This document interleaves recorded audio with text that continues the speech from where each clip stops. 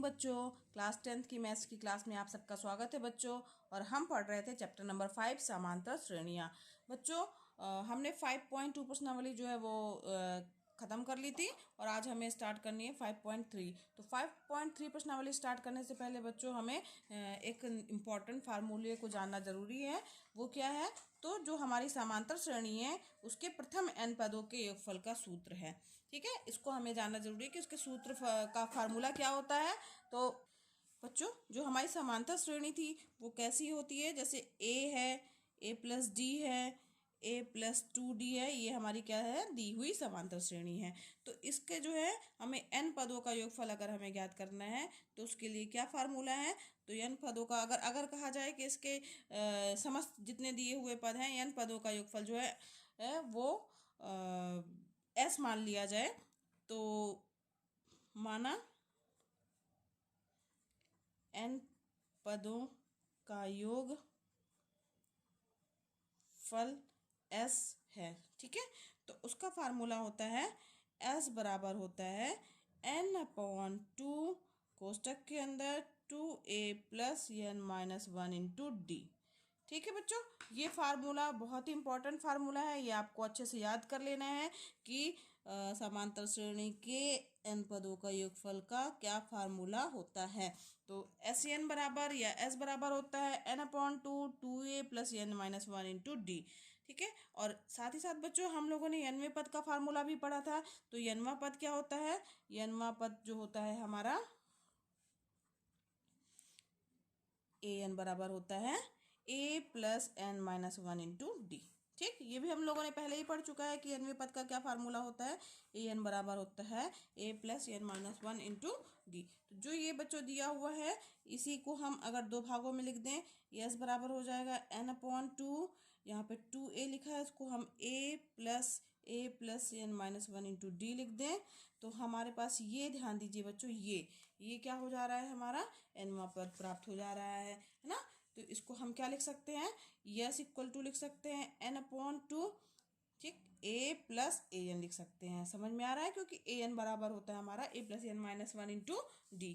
ठीक, अब यहाँ पर ध्यान दीजिए बच्चों, अगर यदि अंतिम पद यानी an वाला पद जो है वो l हो तो क्या होगा? अगर हम मान लेते हैं कि an जो है वो अंतिम पद l के बराबर है, माना an बराबर है अंतिम पद l। ठीक है, अंतिम पद l के बराबर है, तब हमारा क्या फार्मूला हो जाएगा? s बराबर हो जाएगा n/2 कोष्टक के अंदर हो जाएगा a+l। ठीक है, ये हमारा जो है वो एक फार्मूला निकल के आ गया कि अगर अंतिम पद दिया है तो पहले पद प्लस अंतिम पद का योगफल और पदों की संख्या में 2 का भाग दे देंगे तो हमारा जो है वो n पदों का योगफल प्राप्त हो जाएगा। ठीक है बच्चों, तो हमारे पास जो फार्मूला आया तो वो s बराबर हो गया n/2 2a+n-1 × d। ये n पदों के योगफल का फार्मूला है, अच्छे से याद कर लीजिएगा बच्चों। इसी पर आधारित है हमारी इस प्रश्नावली के सवाल। तो आइए बढ़ते हैं प्रश्नावली 5.3 की ओर।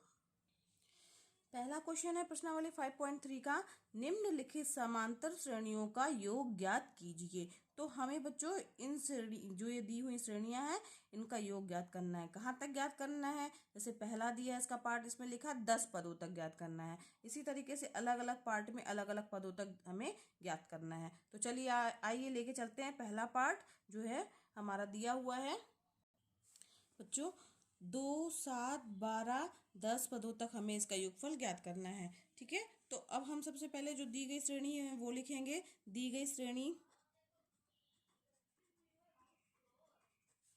2, 7, 12 10 पदों तक। ठीक है, अब यहाँ पर हम ध्यान दें बच्चों कि हमारी ये जो श्रेणी है इसमें इसका पहला पद a बराबर क्या दिया हुआ है? ठीक, a बराबर क्या दिया है? पहला पद 2। अब डी ज्ञात करना है। डी ज्ञात करने का नियम ये है, दूसरे पद में से पहले पद को घटा देंगे। 7 - 2 यानी कितना आ गया हमारे पास में? डी का मान 5 आ गया।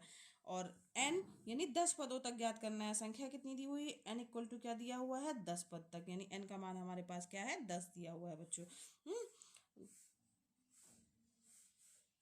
अब यहाँ पर हम क्या करेंगे बच्चों? जो हमारा फार्मूला है SN बराबर होता है या S बराबर होता है n/2 कोष्टक के अंदर 2a+n-1 × d। ठीक, ये हमारे पास योगफल का फार्मूला है जो कि हमने अभी अभी जस्ट पढ़ा है बच्चों, ये अच्छे से याद कर लीजिएगा, इसको भूलना नहीं चाहिए, नहीं तो इसके सवाल आप हल नहीं कर पाएंगे। तो हमारे पास n की वैल्यू कितनी दी हुई है, S10, ठीक। तो n इक्वल टू 10/2, 2 इंटू ए की वैल्यू क्या हुई है, क्या दी हुई है 2, प्लस n की जगह क्या है 10 माइनस 1, और d का मान आया हमारे पास में 5। तो क्या हो जाएगा, 2 से कट जाएगा, 2 एक कम 2, 2 पंचे 10, यहाँ पे 5 आ गया, कोष्टक के अंदर 2 दूनी 4 हो गया, और 10 में से 1 गया, 9 गुणे 5 आ गया। ठीक है, समझ में आ रहा है ना बच्चों आपको। अब यहाँ पर देखिए बच्चों, इक्वल टू आ जाएगा यहाँ पर 5, और यहाँ पे 4 धन 9 पना 45, 45 और 4 क्या हो जाएगा बच्चों, 5 गुणे 49, इक्वल टू जब हम इसका मल्टीप्लाई करेंगे तो हमारे पास आ गया 245। 45 की 5 हाथ की आई 4, और 5 को 20, 4 24, ठीक है 245। तो ये हमारे पास क्या आ गया, 10 पदों तक का योगफल जो है वो हमें प्राप्त हो गया है। यही हमारा आंसर होगा। आप चाहें तो अलग से उत्तर लिख दीजिएगा कि अतः दी गई श्रेणी के 10 पदों का योगफल 245 होगा। ठीक है बच्चों, समझ में आया। उत्तर आप अलग से लिख दीजिएगा, अतः दी गई श्रेणी के 10 पदों का योगफल 245 होगा। समझ में आ रहा है। इसी तरीके से बच्चों इसका सेकंड पार्ट, थर्ड पार्ट और फोर्थ पार्ट भी है। आइए इसका फोर्थ पार्ट हम एक बार और देख लेते हैं, तो आपको अच्छे से सवाल समझ में आएगा। ठीक है, तो फोर्थ पार्ट देखते हैं। चौथा पार्ट दिया है बच्चों, 1/15 प्लस 1/15 कॉमा 1/12 1/10, और कहाँ तक हमें इनका योगफल ज्ञात करना है, 11 पदों तक ज्ञात करना है। करने का नियम उसी तरीके से है बच्चों। सबसे पहले हम क्या लिखेंगे, दी गई श्रेणी, तो दी गई श्रेणी जो है हमारी क्या है, दी गई श्रेणी 1/15 1/12 1/10 10 10 10 11 पदों तक, ठीक है, पदों तक है में ए बराबर क्या आ गया, तुलना करिए तो पहला पद हमारा है ए यानी 1/15। ठीक, अब हमें क्या ज्ञात करना है बच्चों, डी ज्ञात करना है। तो दूसरे पद यानी 1/12 में से 1/15 हम घटाएंगे, लघुत्तम लेंगे, कितना आ जाएगा बच्चों, 60 आ जाएगा। 12 पंचे 5 और 15 चौको 60, 5 माइनस 4 यानी हमारे पास क्या आ जाएगा, 1/, यहाँ पे बच्चों ये कुछ निशान नहीं है, 1/60। ठीक, ये हमारा डी का मान आ गया, डी इक्वल टू क्या आ गया 1/60। और एन, एन यानी कि कितने पदों तक ज्ञात करना है, तो ये हमारे पास ए हो गया, डी आ गया, और एन बराबर दिया हुआ है 11, 11 पदों तक ज्ञात करना है ना। तो एन की वैल्यू हमारे पास क्या है बच्चों, 11 दी हुई है। अब कुछ नहीं करना है, सीधे सीधे फार्मूला लगाना है। तो एस एन बराबर क्या होता है, n/2 2a plus n-1 into D. ठीक, अब यहाँ पे बराबर हो जाएगा 11/2, एन की वैल्यू 11 है ना, 11/2, और 2 इंटू ए की वैल्यू है 1/15, यहाँ पे 1/15 आया ना, वही हमने रखा है बच्चों। ठीक, और एन, एन की वैल्यू क्या है 11 माइनस 1, और डी का मान आया हमारे पास 1/60। बस हमने कुछ नहीं किया है, फार्मूले में केवल मान रख दिया है बच्चों। अब इक्वल टू आ जाएगा, यहाँ पे 11/2 रहेगा ही रहेगा। ये कितना आ गया, 2/15 आ गया, और 11 में से 1 गया यानी 10/60 ना, 10/60, 10/11 में से 1 गया 10। ठीक, और यहाँ पे बटे 60 आ गया। ठीक, तो यानी ये कट जाएगा, आ जाएगा हमारे पास में 1/6। 11/2 यहाँ पे आ गया 2/15 प्लस 1/6। अब यहाँ पे क्या होगा बच्चों, लघुत्तम आएगा, 11/2 आ गया, लघुत्तम लेंगे तो आ जाएगा ये 15×6 = 90, 30, 30 ले, 15 दूनी 30, और 6 के पहाड़े में 6 पंचे 30। ठीक, तो 15, 15 दूनी 30 यानी 4 आ जाएगा, और 6 पंचे यानी 5 आ जाएगा। समझ में आ रहा है ना बच्चों। ये आ जाएगा बच्चों 11/2, और 5 4 इंटू 9/30 आ जाएगा, कट जाएगा तो यहाँ 10 आ जाएगा, 3 त्रिकाई 9, 11 तिहाई 33 आ गया, 33, और 10 दूनी 20, 33/20 ये इसका आंसर होगा। यानी उत्तर आप अलग से चाहे तो लिख दीजिएगा, दी गई अतः दी गई श्रेणी के 11 पदों का योगफल 33/20 होगा। ठीक है, समझ में आया ना बच्चों? ये आपका आंसर हो गया। उत्तर अलग से आप लिख दीजिएगा, उत्तर के भी नंबर होते हैं तो इसको अलग से लिखना ज़रूरी है बच्चों। तो आपको समझ में आ गया होगा ये कैसे हल करने हैं। सेकंड पार्ट और थर्ड पार्ट आपका होमवर्क है, बहुत ही आसान है, आप करिएगा, बन जाएगा बच्चों आपसे। चलिए बढ़ते हैं क्वेश्चन नंबर 2 की ओर। क्वेश्चन 2 है, नीचे दिए हुए योगफलों को ज्ञात कीजिए। पहला पार्ट है इसका, 7 + 10 सही 1/2 + 14 + 10 कहाँ तक 84 तक दिया हुआ है। तो हमें इसका योगफल ज्ञात करना है। इसी तरीके से सेम इसी तरीके के दिए हुए हैं फर्स्ट, सेकंड और थर्ड पार्ट, 3 भाग दिए हुए हैं इसके। और सारे सवाल जो हैं इसके इसी तरीके से हल करने हैं। तो चलिए आइए लेके चलते हैं हम पहले वाले पार्ट से।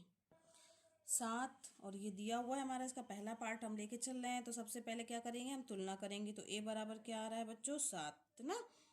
और हमारे पास डी बराबर क्या प्राप्त हो जाएगा, डी बराबर हो जाएगा दूसरे पद में से पहले पद को घटाएंगे, यानी 10 सही 1/2 में से हम 7 को घटाएंगे, यानी 10 दूनी 20 और 21 21/2 में से 7 को घटाएंगे।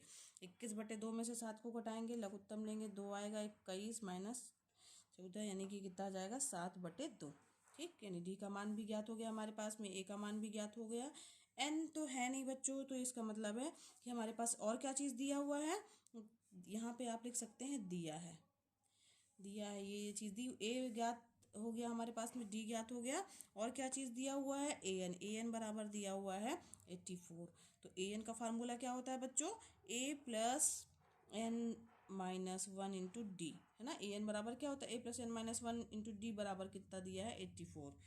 अब इसी से हम ए की वैल्यू रख देंगे 7 + n-1 तो है ही, डी का मान कितना आया है हमारे पास 7/2 = 84 हो गया। अब यहाँ पे क्या आ गया बच्चों, 7 यहाँ जाके घट जाएगा, इसका मल्टीप्लाई करेंगे तो 7n/2 - 7/2 = हो जाएगा 84, और यहाँ जाएगा तो ये -7 हो जाएगा। अब यहाँ पे 7n